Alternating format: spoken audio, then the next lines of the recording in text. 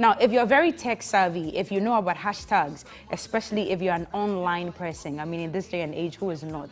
And then by now, you must know about the Fix It or Fix the Country or Fix Mother Ghana campaign, which started off online on social media, specifically on Twitter, which was engineered by very young Ghanaians in this country who were not seeking elements to be thrown at us or superficial or miraculous things to be thrown at us through rocket science.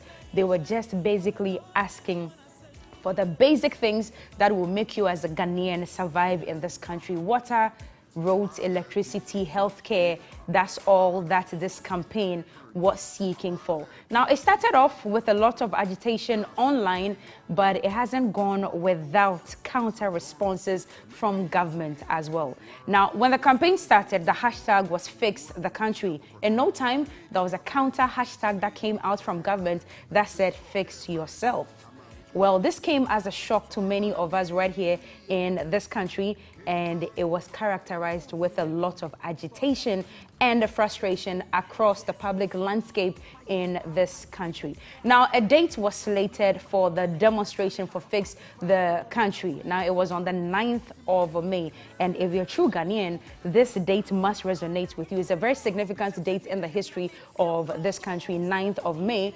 But before we knew it, a court injunction was sought and was placed, and it stopped this demonstration from taking place. And the reason was that it was not safe to mass up publicly because it was against the COVID-19 restrictions, especially when it comes to public or social gatherings. Okay, now moving on, just a month after, the High Court has now quashed the Supreme Court, I beg your pardon, has quashed the High Court order which barred the Fix the Country campaigners from staging the street protest. Now, the big question we are asking you as media journalists, whose responsibility is it to fix the country?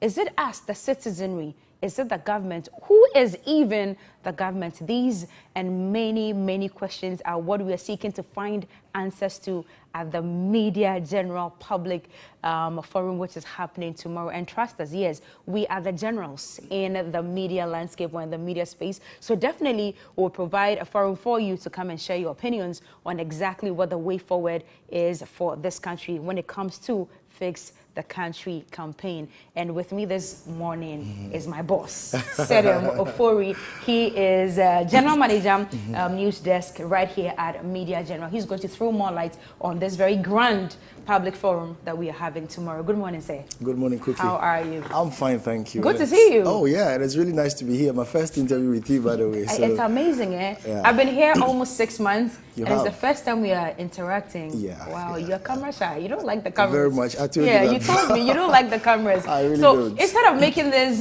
discussion maybe 20 minutes, he's a little camera shy, so I'll just slam everything into 3 minutes. Is that okay? That's fine. Anyway, that's fine. Thanks for the all right. generosity. Oh, you're very welcome. Serem, tell me Yes. something before we even get to the grand forum that we are having Sure. tomorrow. Sure. We've had the opportunity of discussing this with stakeholders and even here amongst ourselves as team members. Yeah. But I haven't picked your mind on this whole Fix the Country campaign. Yes. What do you make of it? What I make of it is that it's an accumulation. What the general public feels. Right. What I'm picking on the sentiment is that it's really an accumulation of a myriad of sentiments Yes. that are finding expression now. Right. The primary vehicle now being the social media platforms, which Right. has provided a voice and a vehicle for mass social mobilization for causes such as these. I don't think it is new. I don't think the issues that undergird the agitation in society, such as youth unemployment, crime, Water, impunity in governance, electricity. provision of access of basic amenities, Yeah. it's a new thing. I don't think it's new. Right. But I think it's gone on for so long. And we are increasingly having, maybe owing to the number of people who are going to school and coming out of institutions of higher learning, more and more of the youth are more expressive and have found a voice on social media to be able to mobilize people against it. I mean, it's one thing to have gone to school all this while on the promise of getting a job, and then when you come out of school, there's no space for you. Yeah. It's one thing to have a good car and have to spend so much money fixing it because the roads are bad. I mean, for a hard-working citizen who pays your tax, etc., does well to stay within the remits of the law, put your children through school, and then you turn on the light and it's not there.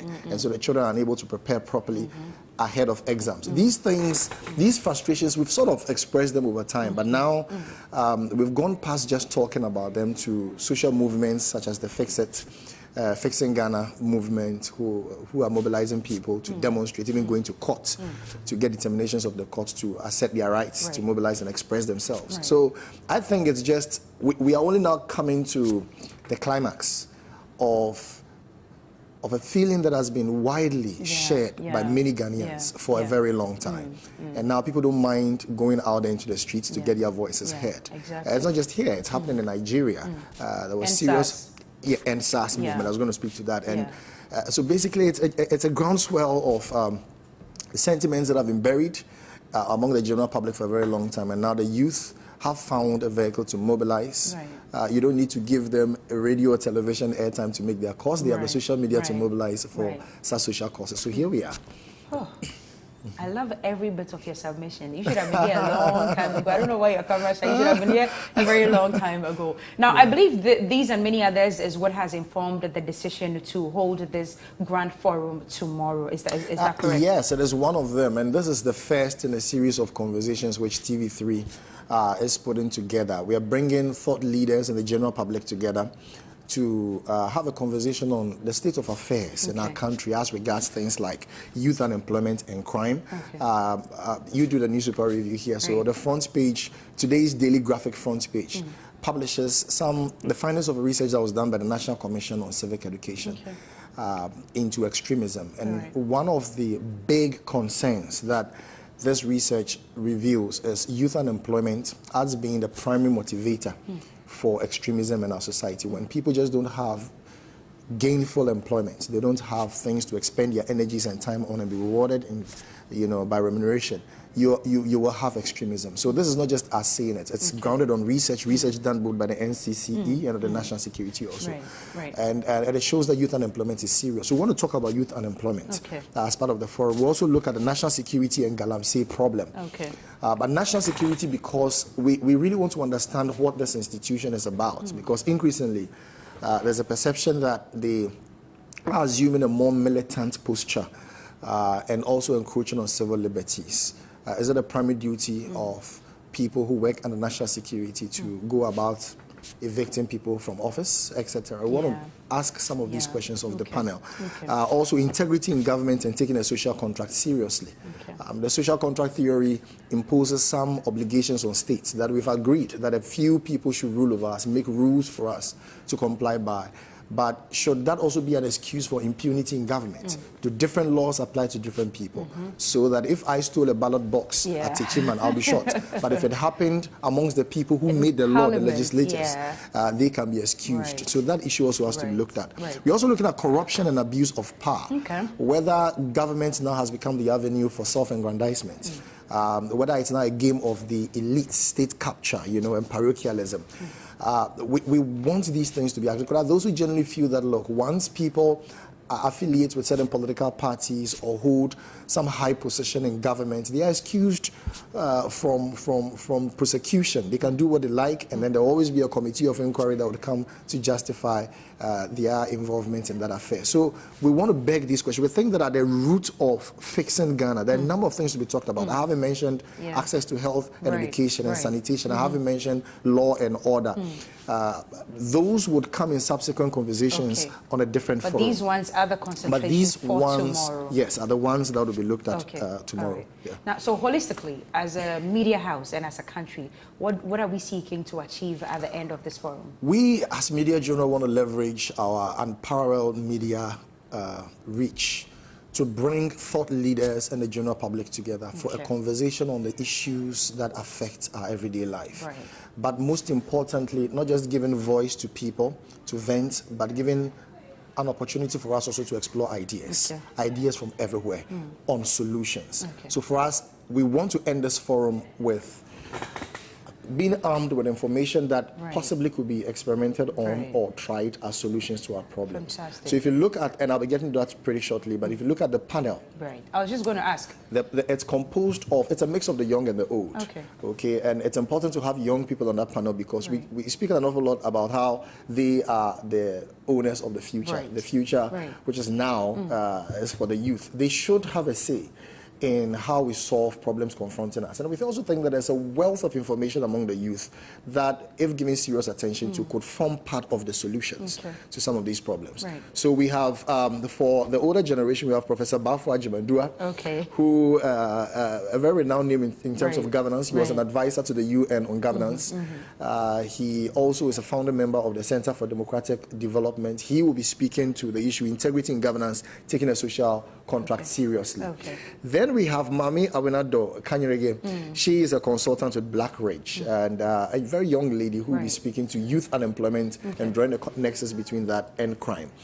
And then also we have Manasseh Azuri Awuni, editor-in-chief of the Fourth Estate. He's a renowned journalist. His name does not beg any further explanation. He's been at the forefront of exposing corruption in the public service and elsewhere. And we think that we need to draw his experience and observations in finding a solution to the problem of corruption and abuse of power. Then finally, we have Dr. Ishmael Norman, who is president and CEO of the Institute of Security, Disaster and Emergency. A towering figure in our conversations on COVID-19. But we're bringing him onto this forum to speak to how to the national security situation in Galamsey. So everybody else will have an opportunity. We'll be sharing on 3news.com a link by which the public can join the conversation virtually. We have to observe. Okay, so wait, are we going? Can we attend physically though? You can't. Wait, where's the venue? The venue is here at TV3 in Studio C, but the rest of the public would have to join the conversation by watching it on TV3. Or listening to it on 92.73 FM, or going on our social media pages, TV3 Ghana, either on Facebook or on Twitter, and joining the conversation. Or you could also, if you feel compelled to ask a question or make a contribution, use the Zoom link, which will be advertising on 3news.com to access the platform on which you can share your ideas. What time is it starting? It's starting at 10 o'clock in the morning. 10:30 in the morning. That is tomorrow, 10th June. of June, yes. Yes. So tomorrow at 10:30 we start a forum. It's live, and the public is invited to join. It's expected to last how long? It's just about an hour and 30 minutes. And then we are done. And hopefully, at the end of the day, we'll find answers to fixing this country and make Ghana what exactly it is supposed to be. Your last words before you leave us. Well, this is an important national, or should I say civic responsibility. We entreat all Ghanaians to be part of this conversation. We are not leaving this to just the few groups, Occupy Ghana, Fix Ghana, and those. All of us have to play a role in fixing Ghana. And so we'll be interrogating what your role is and what institutional roles are in getting to the solution. So be a part of it. Fantastic. Sera Mufori, thank you so much for joining us this morning. Having me. Now, he's the General Manager, News Desk, right here at Media General. And be sure to join us tomorrow, 10:30, right here at TV3 Ghana. But if you cannot make it physically here, yes, he said it, it's online. You can watch on Facebook, Twitter. It will be on TV3 as well, and then on 3FM 92.7. Please make sure you make a date with us tomorrow as we fix this country. This is still TV3 New Day. I am Cookie. We'll be back with some entertainment.